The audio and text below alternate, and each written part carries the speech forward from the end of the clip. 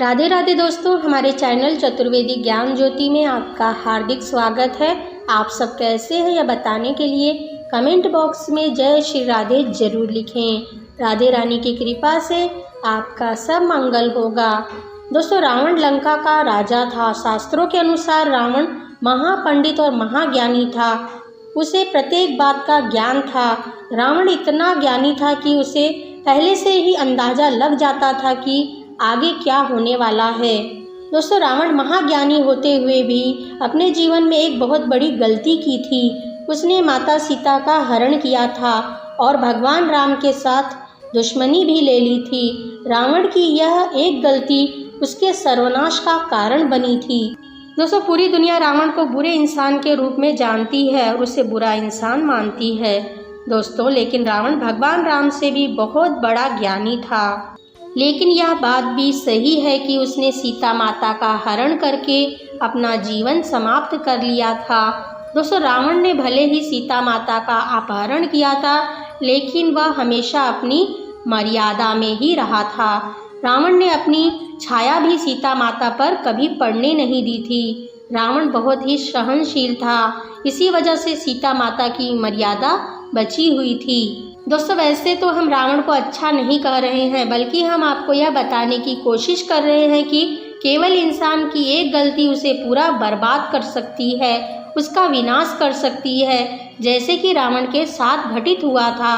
रावण को अपने एक छोटी सी गलती के कारण प्राण गंवाने पड़े थे, परंतु अपने अंतिम समय में रावण ने प्राण गंवाने से पहले स्त्रियों के बारे में कुछ ऐसी बातें बताई थी जो आज के समय में सत्य साबित हो रही हैं, जिसे सुनकर आप स्वयं कहेंगे कि हाँ, ये सभी बातें सत्य हैं। स्त्री के बारे में यानी महिलाओं के बारे में जो रावण ने कहा था वह आप भी सुन लें। तो चलिए जानते हैं उन बातों को।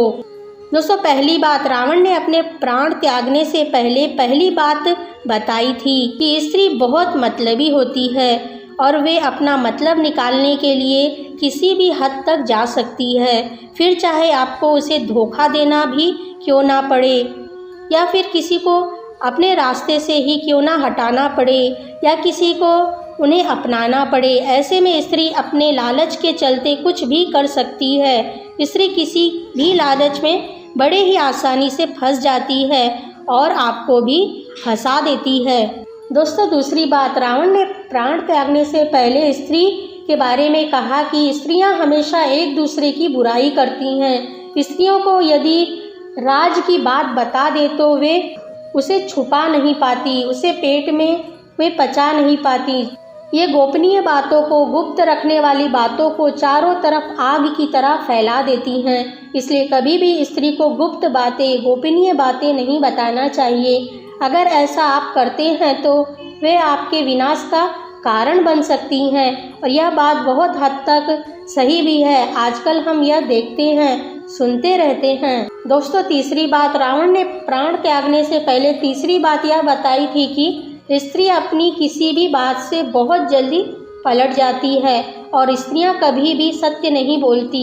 इसलिए स्त्रियों के ऊपर काफ़ी सोच विचार कर भरोसा करना चाहिए। स्त्री इधर की बात उधर और उधर की बात इधर बहुत ज़्यादा करती है।